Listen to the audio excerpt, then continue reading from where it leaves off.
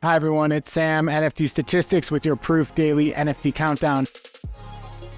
A bunch to talk about today. We'll start with a quick macro overview. Volumes were down a touch from the day before, kind of in that 15,000 ETH range that we've been for a little while. Now, one theme I want to talk about is mid-caps. It is my mid-cap index, which is a lot of the collections that were just completely on fire for the past 3 to 5 months. You can see that this index has really started to give back a bunch of its gains. And when I look at what's down the most from 17 days ago, which was when we peaked, you can see Killer Bears, Wreck Guys, Sappy Seals, all down over 30%. Is this because they're doing anything wrong or bad projects? No, it's just because these collections were just completely on fire for so long. Some of them are still up, 2 to 3x from a couple months ago, but giving a little bit of that momentum back.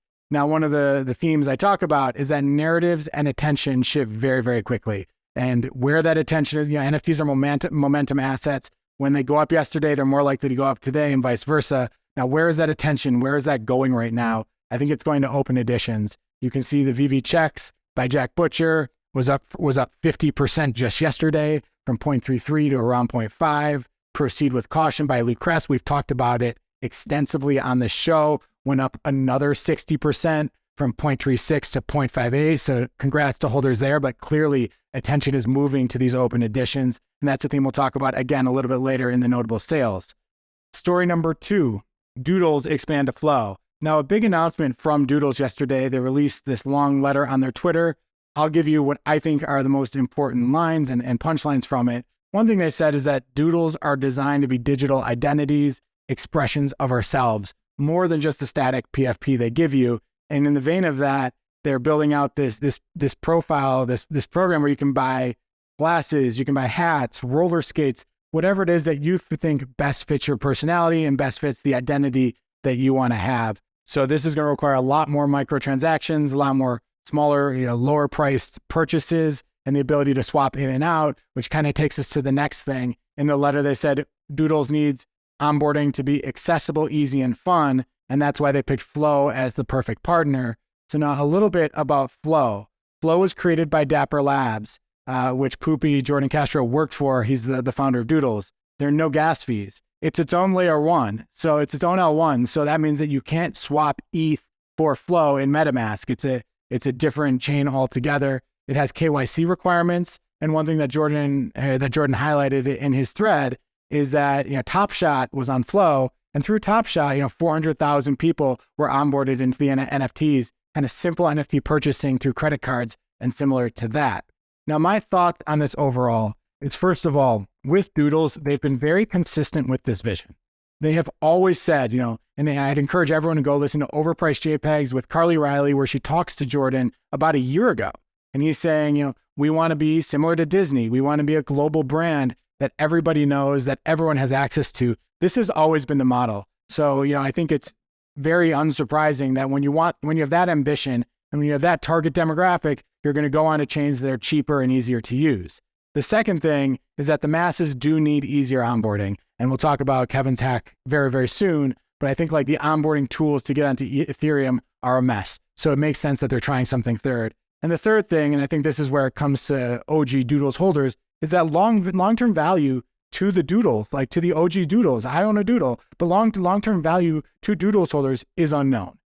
We don't know what makes an NFT work over 2 to 5 years. It's just every project is putting forward a different thesis, and experimenting against that. At least with Doodles, when you're buying a Doodle, you're making a bet that they're going to build a global brand and that's going to ultimately add value to the original holders. That's the bet you're making. And I think at least with this company, they're very, very consistent, and this all plays into the things they've been telling us for over a year.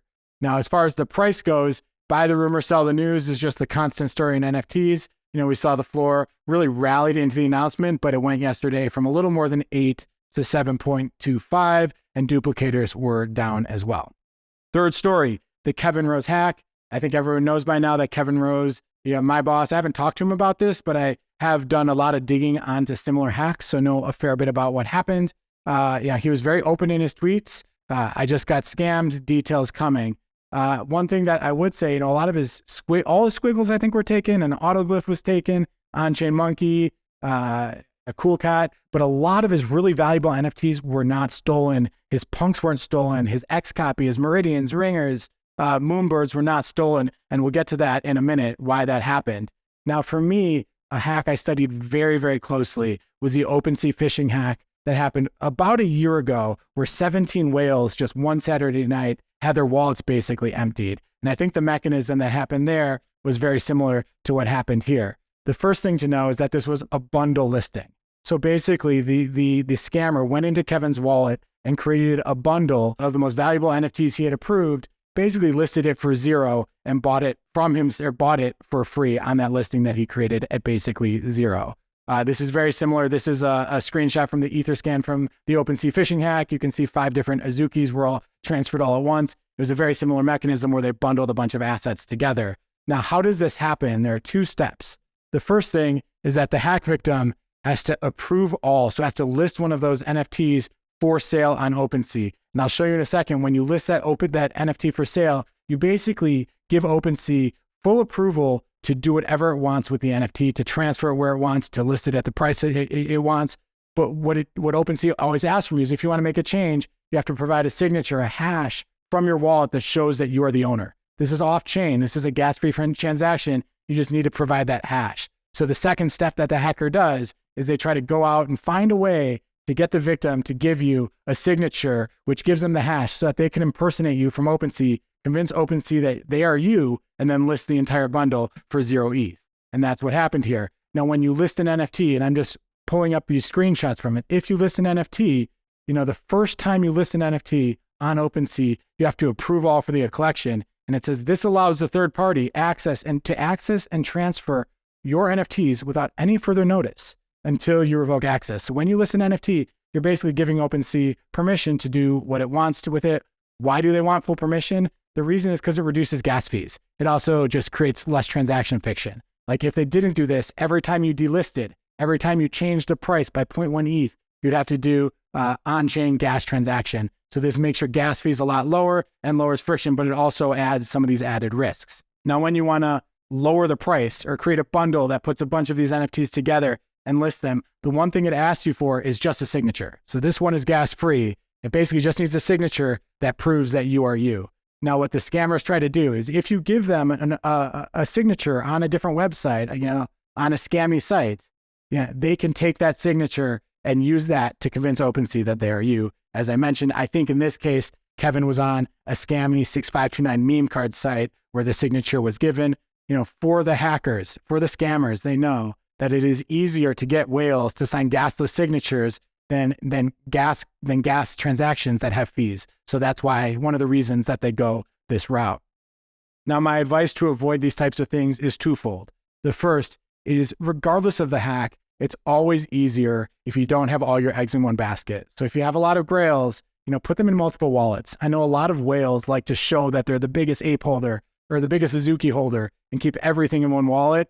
I just would not do that. It just a very, very single point of failure. I don't think it's worth it. And the second thing is, keep your cold storage cold. So if you have a vault that has your NFTs that are very valuable, don't sign anything from it. Don't list anything on OpenSea and do the approvals. Just transfer them out from that vault to a warm wallet when you want to claim your ape coin, when you want to claim your cool pet, when you want to, get on, even get onto Discord sometimes. It's not always that easy, because NFTs do need to be, they're living, breathing objects. You need them to prove that you are a holder sometimes, but always try to keep, as much as you possibly can, your cold storage cold. So that's a lot there. The fourth thing I want to talk about is art blocks and the meme card drop. So there was a meme card drop yesterday. We've talked about this extensively. The full collection of meme cards, the market cap is up around 3x since the beginning of the year. So this collection's completely on fire. And they had a drop yesterday from Dirty Robot. I can't think of a better artist to have used. He's the artist behind Renga. Renga is a project which is all about the art, and you can see that Renga art really shines through in this meme card that was dropped.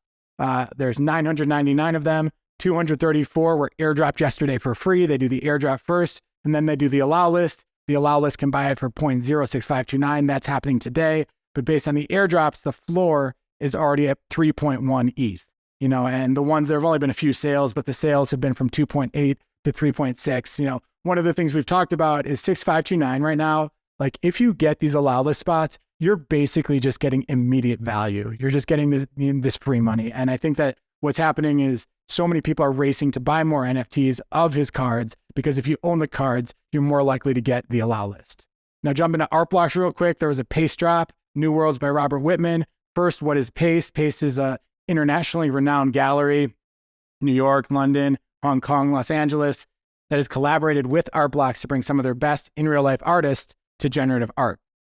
The artist for today's drop, or for yesterday's drop, is Robert Whitman, an older guy born in 1935. He does a lot of in real life installations, and this is what his drop looked like. Kind of use images from the recent telescope, from the recent, astronomy pictures that came back to build what he thought were like interesting, cool planets. And you can zoom in and out, see the different moons orbiting, the stars. That was the basic idea. The median price that it sold for, remember, art blocks are Dutch auctions where they start higher and they go lower and lower until, a lot of people buy. The median price was 0.49 ETH and the average was 0.52 on 500 supply. And the point was there, the floor right now is 0.59 ETH. Now these are the other Pace. This is the fifth drop from Pace. These are the other four contractions, Floating Worlds, and a couple others.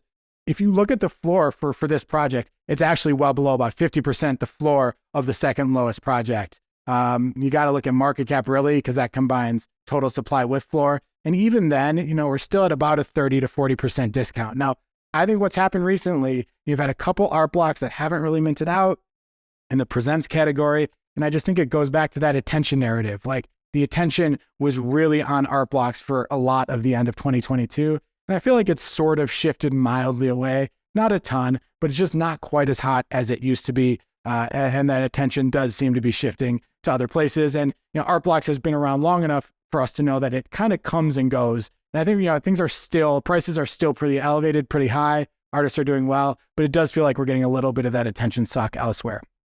Lastly, just going to talk about two notable sales today. The first is a Devil Doodles, which sold for 16.5 ETH.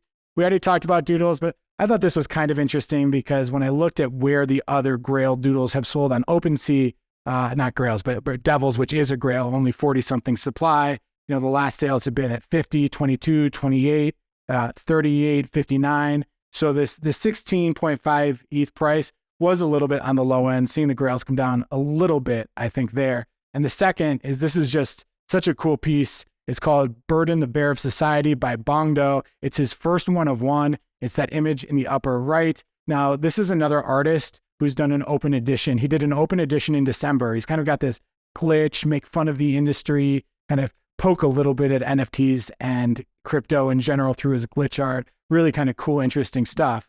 But in December, he did an open edition mint, royalties. It's called Royalties. He did it for 0.005 ETH.